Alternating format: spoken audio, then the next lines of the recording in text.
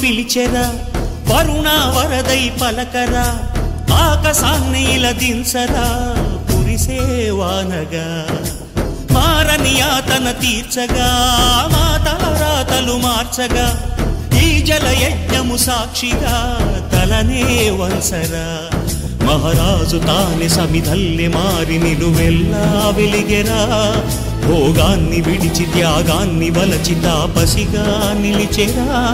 జనక్షేమమే తన సంకల్పముగా తన ఊపిరి హోమజ్వాలలుగా స్వర్గాన్ని శాసించెనురా అమృతమును ఆహ్వానించెనురా